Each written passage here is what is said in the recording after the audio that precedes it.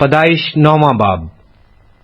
اور خدا نے نوح اور اس کے بیٹوں کو برکت دی اور ان کو کہا کہ بارور رہو اور بڑھو اور زمین کو معمور کرو، اور زمین کے کل جانداروں اور ہوا کے کل پرندوں پر تمہاری دہشت اور تمہارا روب ہوگا۔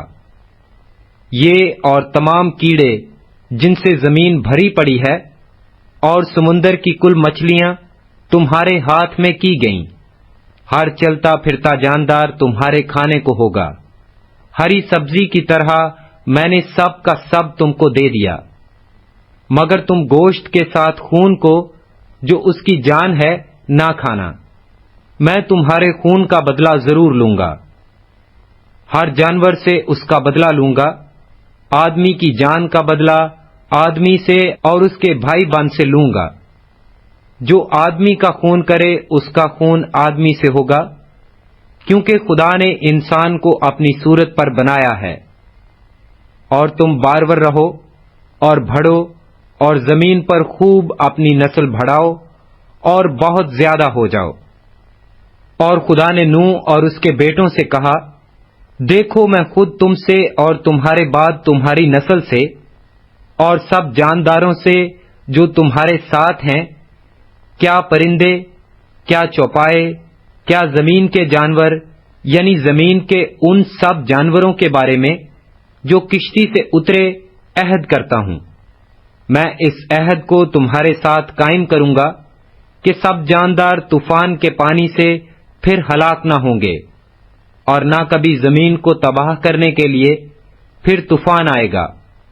اور خدا نے کہا کہ جو عہد میں اپنے اور تمہارے درمیان اور سب جانداروں کے درمیان جو تمہارے ساتھ ہیں پشت در پشت ہمیشہ کے لیے کرتا ہوں، اس کا نشان یہ ہے کہ میں اپنی کمان کو بادل میں رکھتا ہوں، وہ میرے اور زمین کے درمیان عہد کا نشان ہوگی۔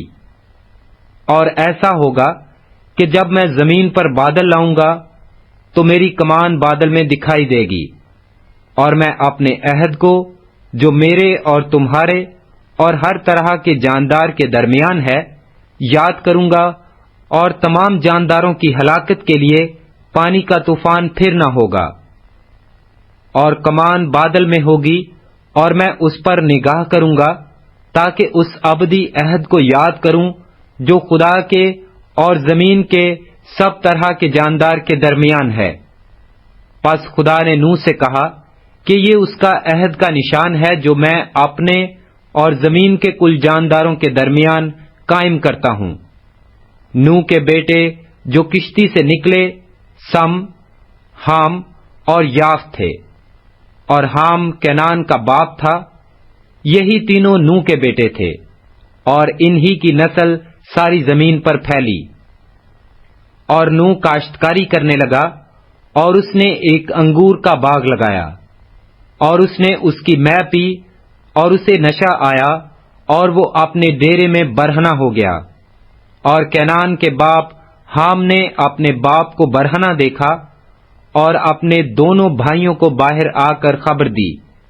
تب سم اور یافت نے ایک کپڑا لیا اور اسے اپنے کندھوں پر دھرا اور پیچھے کو الٹے چل کر گئے اور اپنے باپ کی برہنگی ڈھانکی، سو ان کے منہ الٹی طرف تھے اور انہوں نے اپنے باپ کی برہنگی نہ دیکھی۔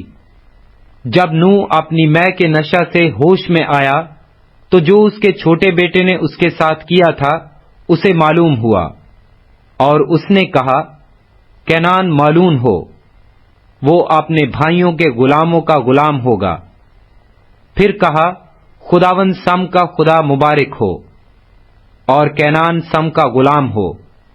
خدا یافت کو پھیلائے کہ وہ سم کے ڈیروں میں بسے، اور کینان اس کا غلام ہو۔